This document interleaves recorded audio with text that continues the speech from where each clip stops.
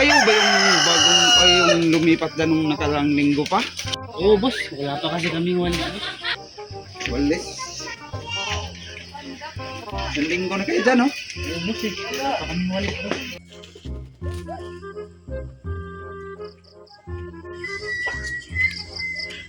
Boss, pwede makahiram ulit ng dustpan, boss. Kasi paano ko madadakot yung wawalisin ko kung walang dustpan? Oo nga naman, ano? Oo, Isang linggo na kayo dyan, no? oo nga eh.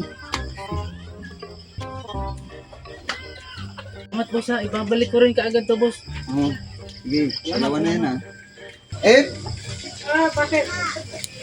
Grabe din ang kapitbahay natin na yun, no? Bakit? Di ba, isang linggo na silang lumipat.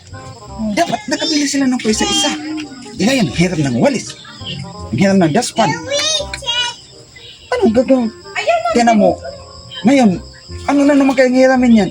Di ba dapat nakabili na yun kasi may trabaho naman yung lalaki?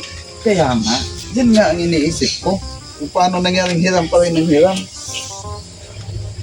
Boss! 2 beses na yan! Boss! Oh! Uy! Pwede manghiram ng kaldero, boss. May kaldero kayo dyan. Baka naman, boss. Wala pa Kaldero daw. Kaldero, kunin mo. Yan. Oh, kaldero. Lagi na lang ng hiram, ha? Yung nga, boss eh, kasi naubusan kami ng pera, boss. Wala, hindi pa kayo nakakabili. Hindi, boss, kasi yung pera ko, binili ko ng lechon kanina. Ang ulam namin, boss. Kaya hindi kami nakabili ng Sugas na kaldero. to. Pahiramin mo muna kami, Panay boss. kayo ha? lang, dito na lang kaya kayo tumira sa amin.